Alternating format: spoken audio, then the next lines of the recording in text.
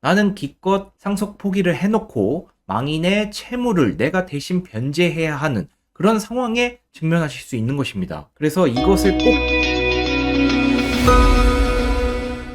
안녕하세요. 혼이루TV의 김기훈 변호사입니다. 자, 이번 시간에는 상속 포기를 한 뒤에 무엇을 주의해야 하는지, 망인의 채권자들로부터 연락이 오면 그냥 무시하면 되는 것인지 한번 설명드려 보도록 하겠습니다. 먼저 상속 포기라는 것은 단순히 내가 마음 먹는다고 끝나는 것이 아닙니다. 망인, 즉 피상속인의 재산이나 채무를 상속받지 않겠다, 이렇게 마음먹었다고 끝나는 것이 아닙니다. 내가 상속을 포기한다는 점에 대해서 법원의 심판을 받아야만 합니다. 그래서 상속 개시일로부터 3개월 이내 가정법원에 신고를 해서 법원이 나의 상속 포기 신고를 수리해야만 진정한 상속 포기가 이루어지는 것입니다. 이러한 상속 포기가 이루어지게 되면 피상속인, 즉 망인의 재산과 부채 모두 내가 받지 않습니다. 이 경우는 이제 대부분 부채만 남아있을 경우인데, 상속 포기를 하면 망인의 부채는 내가 상속받지 않게 되는 것입니다. 그래서 여기까지는 잘 알고 계시는데, 상속 포기 신고를 했으니 나는 이제 끝났다, 이렇게만 생각하시는 분이 많은 것 같습니다.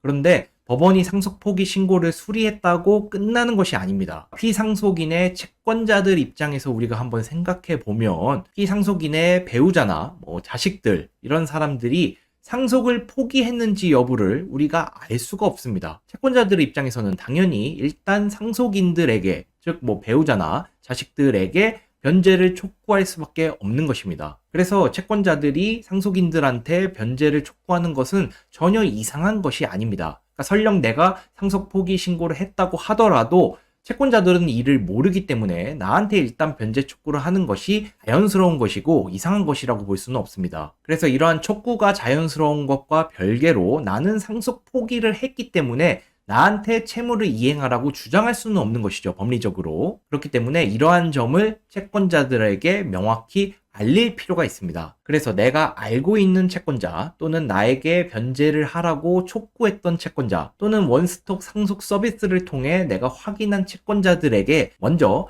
연락을 할 필요가 있습니다. 그러니까 연락을 한다는 것은 문서로 발송하는 것이 좋다는 뜻이고, 그 문서에는 이런 내용이 반드시 포함되어 있어야 합니다. 그러니까 저는 피상속인의 상속인으로 2025년 언제 법원으로부터 상속 포기 수리 심판을 받았습니다.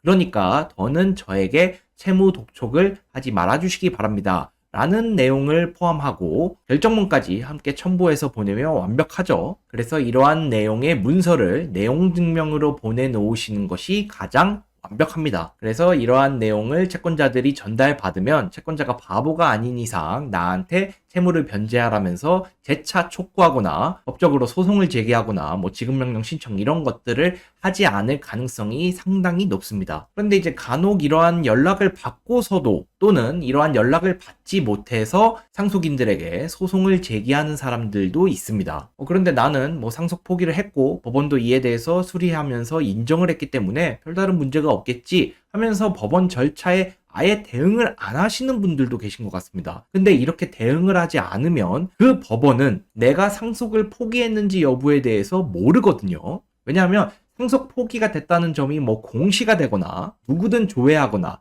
법원이 마음대로 조회해서 확인할 수 있는, 그렇게 진행되지는 않고, 우리가 아무런 반응이 없으면 무변론 판결 선고 기일을 지정해서 그냥 나의 패소, 즉 채권자의 승소로 그냥 판결을 선고할 수도 있습니다. 이런 경우에 내가 판결문을 받아보고 항소를 해서 다투고 이렇게 하면은 잘못된 점이 다시 바로잡을 수 있지만, 만약에 내가 항소 기한을 지키지 못해서 아예 판결이 확정된다면 나는 기껏 상속 포기를 해놓고 망인의 채무를 내가 대신 변제해야 하는 그런 상황에 직면하실 수 있는 것입니다. 그래서 이것을 꼭 기억을 해두셔야 됩니다. 내가 상속 포기를 했다는 것은 법적으로 나에게 망인의 채무를 이행하라고 주장할 수가 없다는 것이지, 아예 원천적으로 나한테 소송조차 제기할 수 없다, 그 주장을 원천적으로 할 수 없다라는 것은 아닙니다. 그렇기 때문에 만약에라도 채권자로부터 소송이 들어오면 그냥 나는 상속 포기를 했습니다 라는 내용의 답변서나 준비서면을 제출하면 아마도 원고가 스스로 소를 취하하거나 원고 패소 판결이 나올 것입니다. 그런데 절차에 아예 대응을 하지 않으면 법원이 스스로 내가 상속 포기를 했다는 점을 언급하면서 채권자의 청구를 기각하거나 이렇게 하지는 않거든요, 절차가. 그렇기 때문에 채권자로부터 소송이 들어왔다면 반드시 그 소송에서 내가 상속 포기를 했다는 점을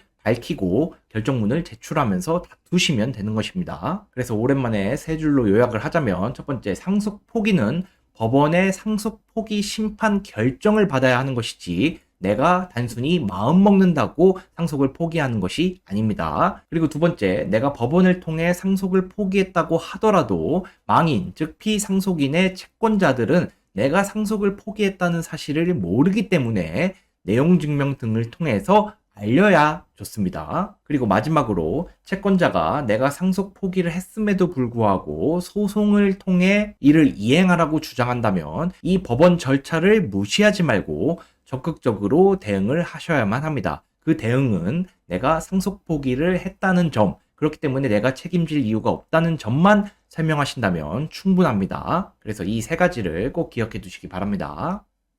자, 이번 시간에는 상속 포기를 한 뒤에 무엇을 주의해야 하는지 설명드렸습니다. 다음 시간에 뵙도록 하겠습니다. 감사합니다.